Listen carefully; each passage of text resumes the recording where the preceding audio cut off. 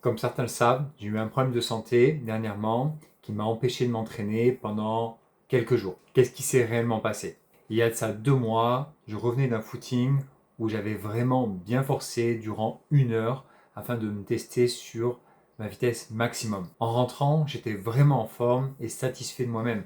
Je suis allé bricoler sur mon toit pendant 20-30 minutes. En descendant, j'ai voulu regarder un tuto sur mon téléphone et malheureusement, à ce moment-là, impossible de comprendre ce que je lisais. Ça me faisait comme si je lisais du grec ou du russe. Je me suis dit, c'est pas très grave, à mon avis, c'est juste que t'es fatigué, t'as faim, t'as soif, prends ta douche, mange et ça ira mieux. Le problème, c'est que ça a duré au moins 15-20 minutes sur lesquelles j'étais incapable de comprendre ce que je lisais. Des choses plutôt simples, un livre simple, en tout cas un tuto sur internet. Après avoir mangé, au bout d'un quart d'heure, ça allait quand même mieux. L'épisode était passé. Mais ce qui était relativement inquiétant, c'est que je ne fais jamais d'hypoglycémie et en plus de ça, je commençais à avoir des sensations de lourdeur au niveau de la tête et une petite douleur lorsque je baissais la tête. À ce moment-là, j'en rigolais un peu parce que je m'étais dit que tout allait bien. Sauf que la problématique, c'est que mon ami qui travaille à l'hôpital a commencé à beaucoup moins rigoler et m'a dit non, là c'est pas normal, c'est quelque chose qui est exceptionnel, il faut que tu ailles de suite à l'hôpital pour faire un IRM. Ok, donc là, apparemment, j'attends pour faire un IRM. Ça va bien, mais vraiment, ils veulent contrôler. Donc je suis allé à Purpan, pour ceux qui connaissent, le plus grand hôpital sur Toulouse. J'ai attendu quasiment toute la journée, évidemment, il y a un peu d'attente pour faire un IRM. L'objectif était de voir si j'avais vraiment fait un AVC et s'il y avait des risques et si j'avais besoin d'une prise en charge spécifique à ce moment-là. La grande chance est que l'IRM a montré aucune séquelle. L'hypothèse du neurologue qui m'a pris en charge ce jour est que j'ai fait un AIT, un accident ischémique transitoire. Qu'est-ce que c'est exactement? Il semblerait, de ce qu'on m'a expliqué, c'est lorsque un vaisseau va se boucher pendant quelques instants, vraisemblablement pendant quelques minutes, et que naturellement, il va se déboucher, et que ça laisse pas de traces de traumatisme ou de séquelles. En gros, c'est un mini AVC qui ne laisse pas de séquelles. Suite à cet épisode, on m'a conseillé de ne pas faire de sport pendant plus d'une semaine, voire 15 jours. Bon, là, je suis à peu près à 10 jours. Bon, le médecin il m'a dit il fait pas trop de sport, pas de sport pendant 3-4 semaines, hein. Bon, c'est dur pour moi de ne pas bouger. Ma vie, c'est de faire du sport tous les jours.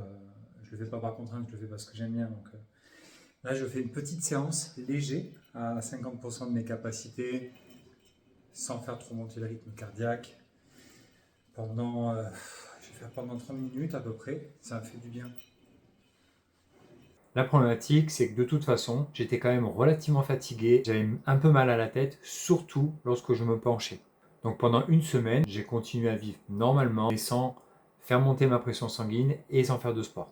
En attendant, j'ai été pris en charge assez rapidement par un cardiologue qui m'a fait un check-up complet, bilan sanguin ainsi que échographie. La bonne nouvelle, c'est que l'échographie a révélé que j'avais un cœur de sportif en très bonne santé. Ça a confirmé un test à l'effort que j'avais réalisé en juin dernier. Ça avait montré une excellente condition physique et les bilans sanguins ont montré qu'il n'y avait aucun facteur de risque important dans le cadre de la récidive d'AVC. Et le bilan sanguin a montré qu'il n'y avait pas de facteur aggravant qui pourrait provoquer un AVC, en particulier les triglycérides et le cholestérol. Pour le cardiologue, en étant un sujet en très bonne santé, sportif et surtout jeune, il fallait faire une exploration supplémentaire afin de comprendre s'il y avait vraiment un risque et d'où ça pouvait venir. La première chose que j'ai faite, c'était porter sur moi un holter. C'est un petit boîtier qui a calculé mon activité cardiaque durant 24 heures, jour et nuit, afin de voir s'il y a une certaine défaillance. L'examen est ressorti positif, qui n'a montré aucun problème. Entre-temps, j'ai revu le neurologue qui a émis une hypothèse et pour exclure cette hypothèse, il m'a demandé de passer un examen sous anesthésie générale. L'objectif était de faire une échographie transœsophagienne afin de vérifier si au niveau du cœur, il pouvait y avoir un petit trou qui pourrait être l'hypothèse de cet accident. En réalité, il existe entre 15 et 20% de gens qui ont un petit trou au niveau du cœur qui ne s'est pas bouché après la période enfant et qui pourrait laisser passer un petit caillot qui remonte au cerveau au lieu d'être dissous directement dans les poumons. Bon, salle de collation, parce que vraiment j'ai faim. Ça fait, ouais, j'ai pas déjeuné ce matin et moi normalement déjà début d'après-midi, j'ai déjà mangé 2 ou 3 repas. Bon, du coup il est 16 h, je suis rentré. Ça va, franchement, je suis en forme, je suis un peu fatigué. Je vais comater un peu, je vais lire un peu, me reposer et puis demain on reprendra les suivis et on reprendra l'entraînement. L'infirmière m'a bien dit, je te connais, tu fais pas de sport aujourd'hui. Non mais je n'ai pas prévu de faire de sport. J'ai réalisé cette anesthésie il y a une semaine et heureusement, je n'ai pas de trou et donc du coup, on peut exclure cette cause qui m'aurait valu certainement une petite opération, pas très grave, pour boucher ce trou.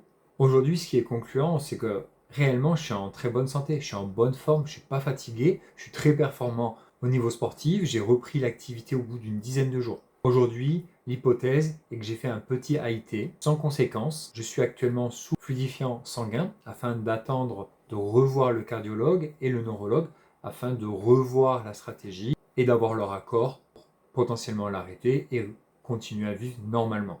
En tout cas, c'est quand même une situation relativement stressante parce que ma vie, elle est vraiment tournée autour du sport et de la santé. Donc je fais tout pour rester en bonne santé, j'essaye de bien manger, de bien dormir, de m'entraîner de façon correcte et régulière pour justement éviter ce genre de problème. Alors, du coup, tous ces examens m'ont aussi rassuré parce qu'ils ont montré que j'étais en parfaite santé. Et ça, c'est un bon point.